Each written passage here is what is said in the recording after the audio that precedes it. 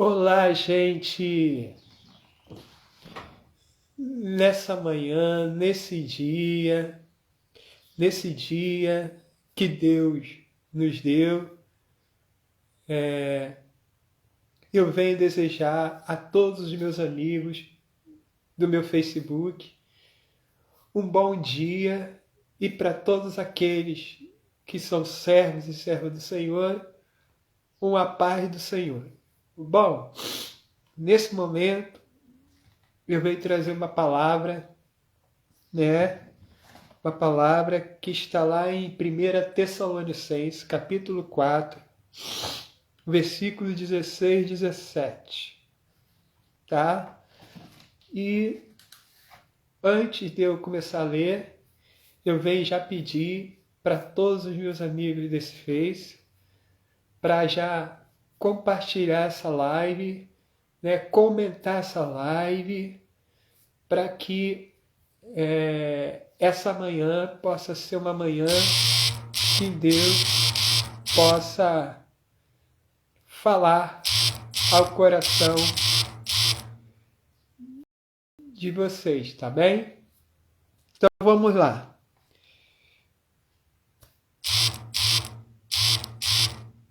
Vamos lá. 1 Tessalonicenses, capítulo 4, versículo 16 e 17, diz assim. Vamos lá, diz assim. Porque o mesmo Senhor descerá do céu, com alarido e com voz de arcanjo, e com a trombeta de Deus, e os que morreram em Cristo ressuscitarão primeiro. Depois nós, os que ficarmos vivos, seremos arrebatados juntamente com eles nas nuvens, a encontrar o Senhor nos ares, e assim estaremos sempre com o Senhor.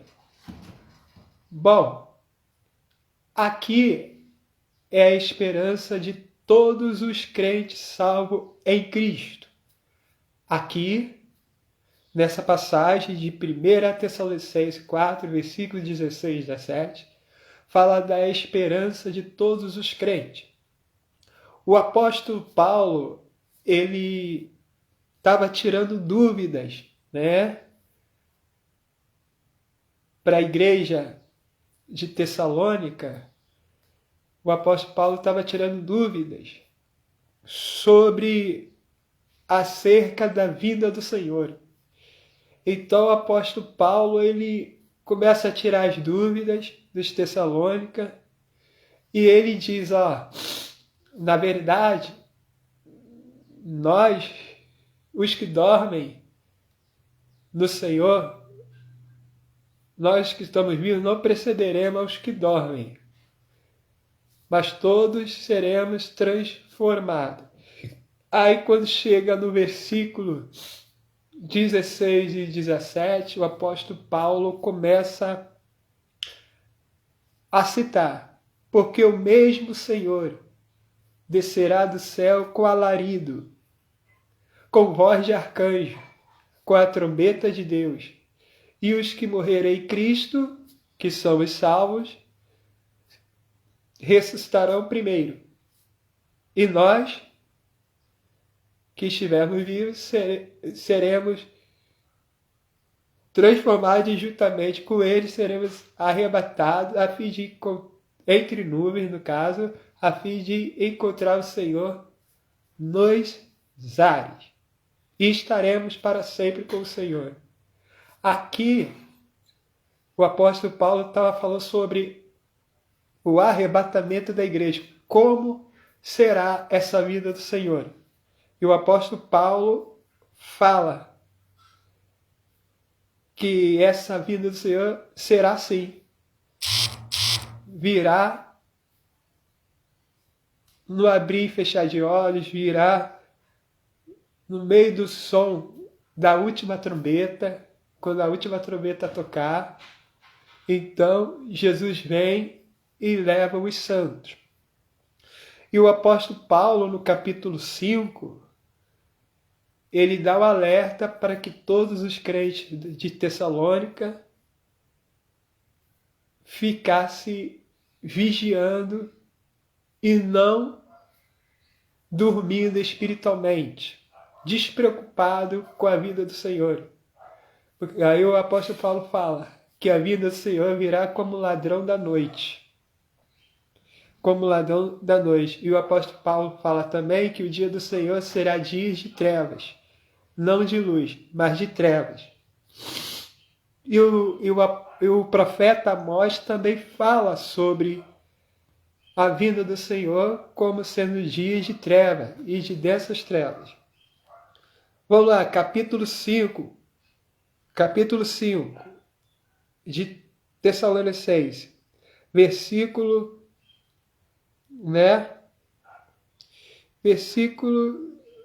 2, porque vós mesmos sabeis muito bem que o dia do Senhor virá como o ladrão da noite.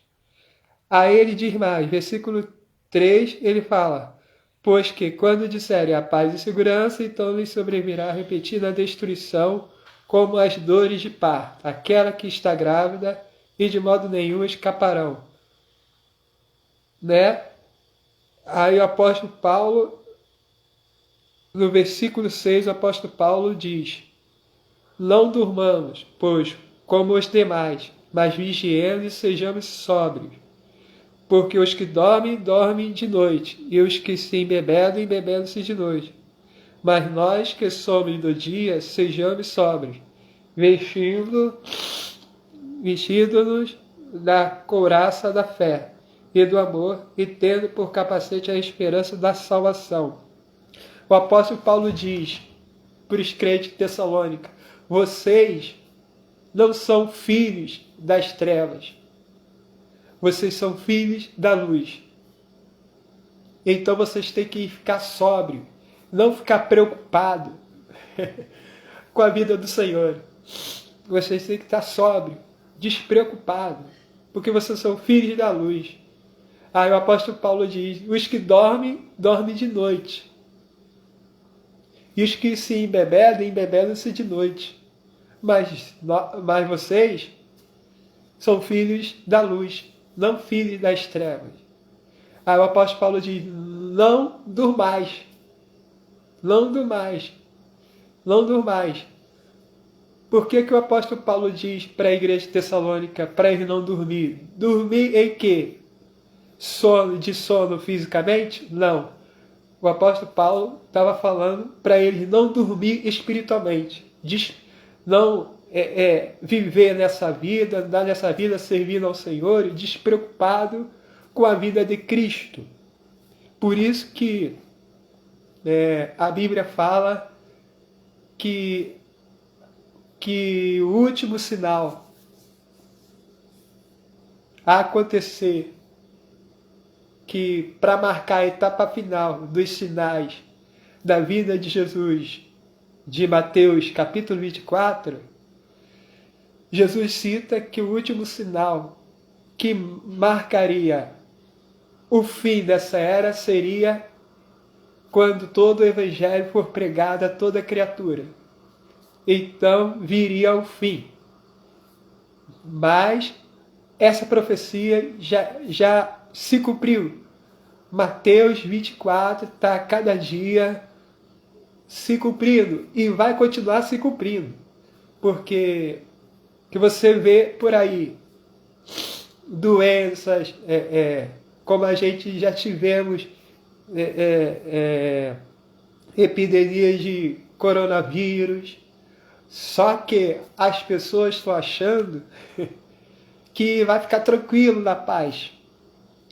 Mas o que Jesus disse, que o mundo não vai ficar tranquilo depois da epidemia de coronavírus. Surgiria outras doenças que seria maior e seria pior do que a do coronavírus. Jesus disse que surgiria muitas doenças e muita catástrofe naturais. Jesus fala sobre o mar se levantando e atemorizando os homens sobre a terra. E isso já está acontecendo em nossos dias. Sabe o que é isso? Sinais da volta de Jesus. Tudo que Jesus falou para os seus discípulos, que era representado pela igreja há 2000 anos atrás, já está acontecendo em nossos dias. E o próprio Jesus falou que a geração que acontecesse todos esses sinais seria a geração dos últimos dias. Seria da geração dos últimos dias. E qual era a geração dos últimos dias que Jesus estava citando? É essa geração, nossa geração, que agora esses sinais estão acontecendo aí, a cada dia vai aumentando. Jesus falou sobre guerra e rumores de guerra lá em Mateus capítulo 24. E quando os discípulos perguntaram, mestre, quando serão essas coisas? Que sinal haverá da tua vinda e do fim do mundo? Jesus disse, acautelai-vos que ninguém vos engane. O primeiro sinal que Jesus falou, quando vos disserem, eis aqui o Cristo, ele ali, não acrediteis, porque surgirão muitos falsos cristos e falsos profetas, e farão tão grandes sinais que, se possível, enganaria até os escolhidos. Jesus também falou que haveria rumores de guerra, haveria guerra e rumores de guerra. Mas Jesus alertou, vocês não podem se assustar com isso, porque isso é só o começo, só o princípio de dores. Porque vai se levantar nação contra nação, reino contra reino, e isso já está acontecendo em nossos dias. Você pode ver a guerra da Ucrânia com a Rússia, né? Agora a Rússia está prometendo atingir outros países, porque os outros países estão ajudando a Ucrânia a se armar para defender o seu território e lutar pelo seu país. Sabe o que é isso? A Bíblia se cumprindo. A Bíblia se cumprindo. E além da guerra surgirá mais fome, né? E o caos no mundo vai se instalar cada vez mais. E com isso, grandes catástrofes vai continuar acontecendo e aumentando a desgraça, né? Porque Jesus fala que isso tudo aumentaria. Mas o livro Tessalonicense diz que a vinda do Senhor irá acontecer, né? E a Bíblia cita como, né, será esse arrebatamento da igreja, né? O livro de Mateus fala que será o arrebatamento, vai acontecer assim, que Jesus citou lá em Mateus. 2 estarão dormindo, um subirá e deixará o outro. 2 estarão no campo, um subirá e deixará o outro. 2 estarão rodando no redemoinho, um subirá e deixará o outro.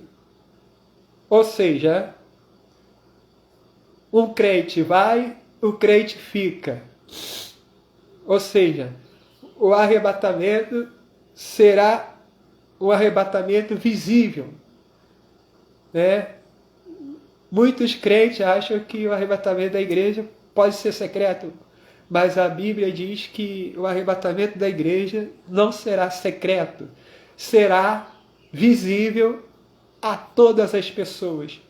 Será visível a todas as pessoas. As pessoas vão ver o arrebatamento acontecer ao olho nu. Ao olho nu. Assim como eu vejo as pessoas, assim o arrebatamento da igreja vai acontecer diante dos olhos das pessoas. E vai ser um grande desespero, que a Bíblia diz que mãe vai procurar sogra vai procurar a sua nora, mãe vai procurar filho, filho vai procurar mãe, marido vai procurar esposa, e vai ser um caos no mundo. Aviões caindo, né, sem piloto, trem desgovernado, carros batendo um no outro porque os crentes que estavam dirigindo desapareceram e vai ser um desespero no mundo.